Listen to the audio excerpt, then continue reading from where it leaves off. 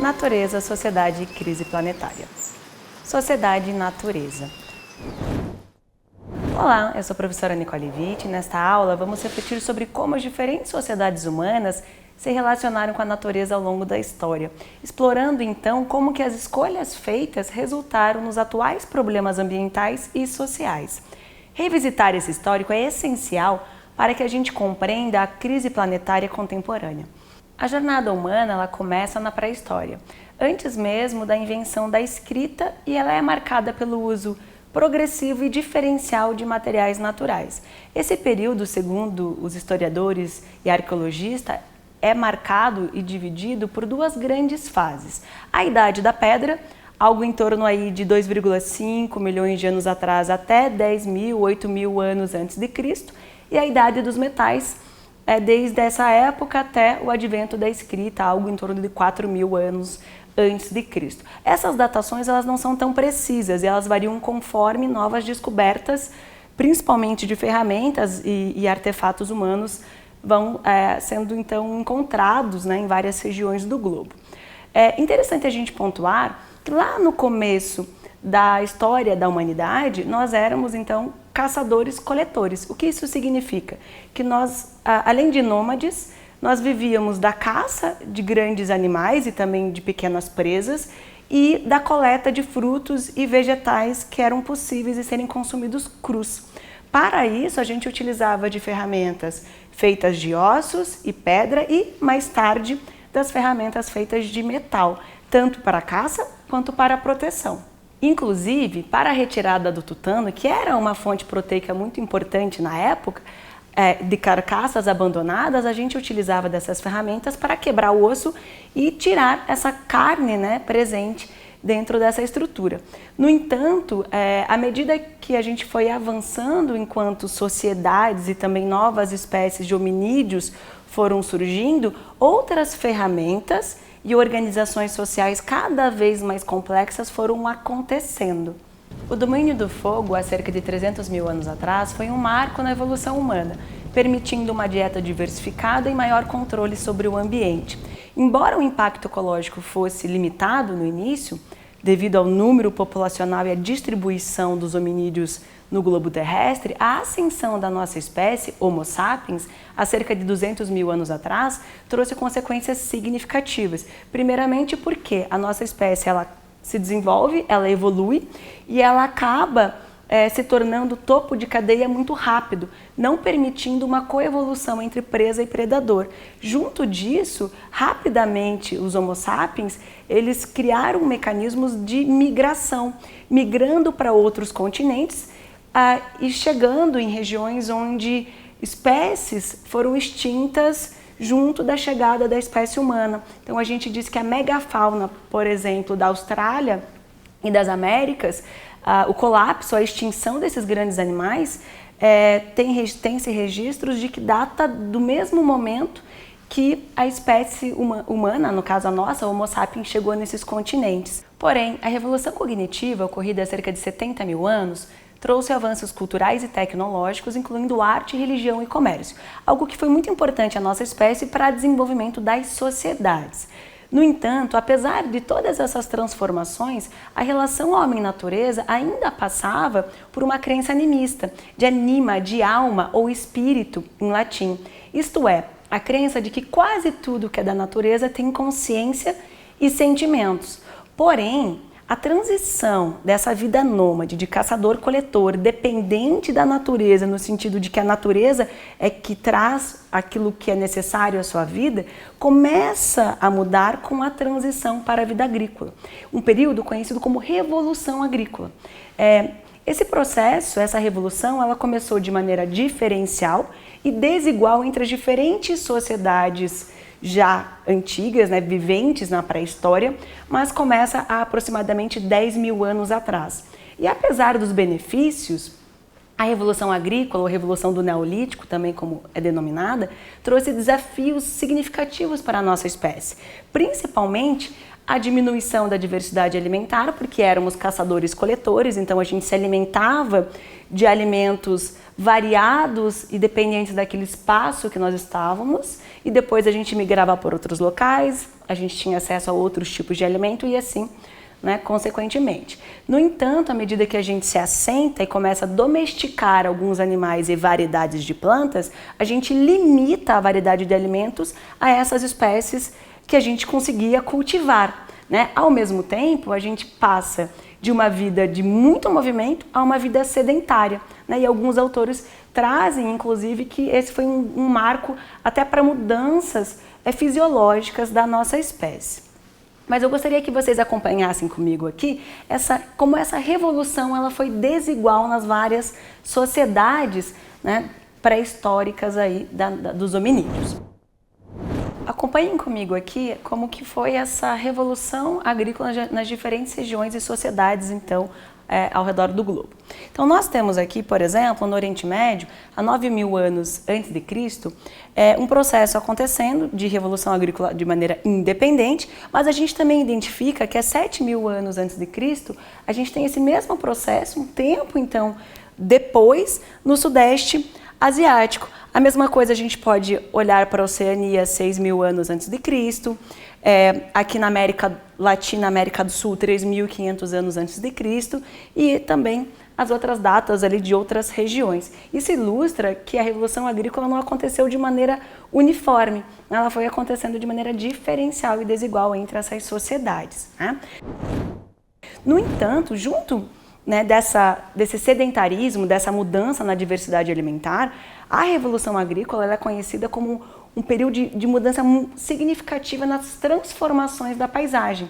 Então a gente passa de pequenos aglomerados populacionais agora a um grupo maior de pessoas vivendo no mesmo local, iniciando então as primeiras aglomerações urbanas. O cultivo agrícola por si só já causa uma transformação do ambiente, desmatamento, queimada para cultivo de determinadas espécies, e a gente também inicia a transformação das paisagens para o confinamento também de animais que passam a ser domesticados. O livro Sapiens, Uma Breve História da Humanidade, de Yuval Harari, narra a jornada humana da Idade da Pedra até a contemporaneidade. O autor explora como os sapiens se diferenciaram de outras espécies humanas, abordando as revoluções cognitiva, agrícola e científica. Para discutir as diferentes escolhas que a nossa espécie fez ao longo do tempo, o autor aposta não só em aspectos biológicos, mas também cognitivos e filosóficos, abordando questões sobre felicidade, ética e o futuro da humanidade. Com o surgimento da escrita, por volta de 4.000 anos antes de Cristo, inicia-se a Idade Antiga, período marcado pela criação das primeiras civilizações organizadas e pela evolução do comércio, inicialmente baseado em escampo, mas que passa a uma transição aos primeiros sistemas monetários devido à quantidade de produtos que foi sendo manufaturado e também aquilo que foi se descobrindo e cultivando. Nessa época, apesar da natureza ser vista como sagrada, como cosmos, advindo muito da filosofia grega, a exploração dos recursos naturais em algumas regiões, como na Europa principalmente, aumenta.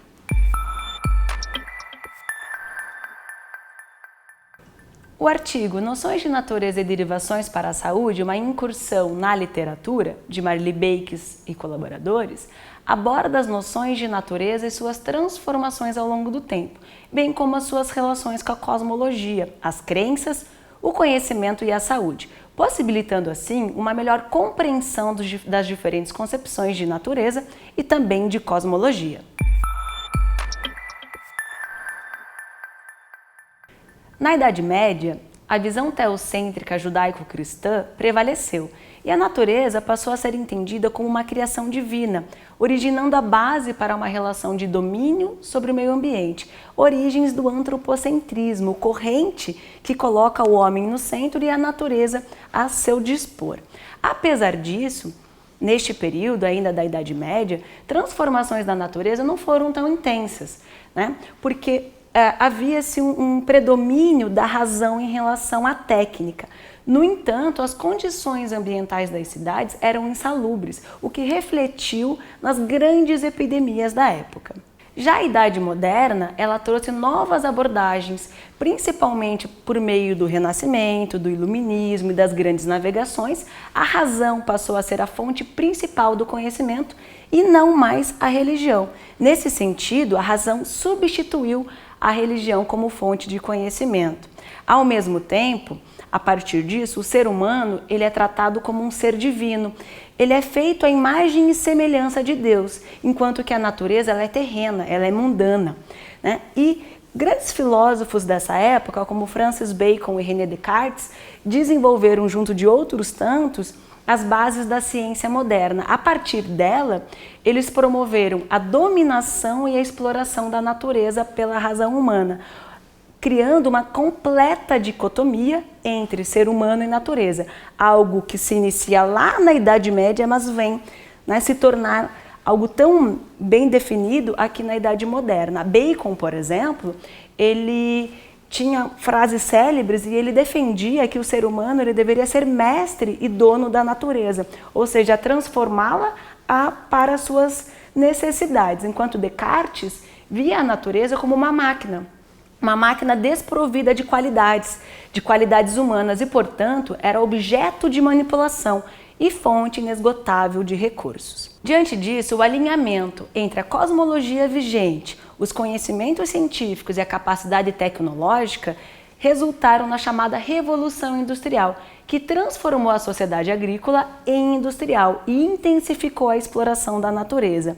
Na sua primeira fase, a Revolução Industrial, iniciada em meados do século XVII, ainda na Inglaterra, que depois se expandiu para outros países, principalmente do continente europeu, foi responsável por uma intensa transformação da natureza, mecanização da produção com o tear mecânico, o uso intensivo de novas energias, principalmente a mineração, a urbanização com a construção então das cidades industriais e, consequentemente, a partir também do aperfeiçoamento da máquina a vapor, em 1769, a gente teve um aumento significativo, né, da eficiência na produção e dos serviços de transporte. Contudo, apesar de todas essas mudanças da indústria, da tecnologia e da produção, as condições de vida nas cidades eram precárias e os trabalhadores eram ausentes de direitos. No período seguinte, da Idade Contemporânea, que reflete também os dias atuais, os avanços tecnológicos e científicos decorrentes de outras fases da Revolução Industrial que se iniciaram no final do século XIX, junto às novas formas de energia, principalmente eletricidade, petróleo, a expansão geográfica e tecnológica da indústria, a produção de bens de consumo, a explosão de ferrovias, o avanço na siderurgia, na metalurgia, na indústria petroquímica e por meio da invenção de motores de combustão externa, que garantiu então uma melhoria dos meios de transporte, o capitalismo industrial e a sociedade de consumo, eles avançam, né, se globalizam de maneira alavancada pelos meios de comunicação em massa. Consequentemente, eles vão contribuir ainda mais para o cenário socioambiental da atualidade. Vivemos hoje em uma sociedade que o modelo de desenvolvimento é visto como sinônimo de progresso e também de crescimento econômico. Nesse sentido, a qualidade de vida ela está associada à exploração intensiva de recursos naturais, recursos que vão gerar produção, que vão permitir a aquisição de bens de consumo. Em outras palavras, na sociedade de consumo, a busca pela felicidade se dá através da aquisição de bens. Para alguns autores, esta relação entre o consumo exacerbado e a felicidade, alinhada ao crescimento populacional, hospeda-se no âmago da crise atual, que é uma crise planetária e também civilizatória. Para os autores Josemar Soares e Maria de Souza, a sociedade de consumo é a era contemporânea do capitalismo em que o crescimento econômico e a geração de lucro e riqueza encontram-se predominantemente pautados no crescimento de atividades comerciais e, consequentemente, do consumo. Para manter esse desenvolvimento, incentiva-se o consumo de várias maneiras, principalmente por meio da idealização de mercadorias e o crescimento dos meios publicitários. Até aqui, vimos que as transformações ocorridas ao longo do tempo mudaram a relação humana com a natureza, que passou de divindade a recurso inesgotável e, portanto, carente de direitos e passível de comercialização. Nessa lógica, há pouca preocupação com o outro, com os ciclos naturais e com as demais espécies vivas. E a produção e o comércio tornam-se a base das relações humanas. Desejo a vocês um bom estudo e até a próxima.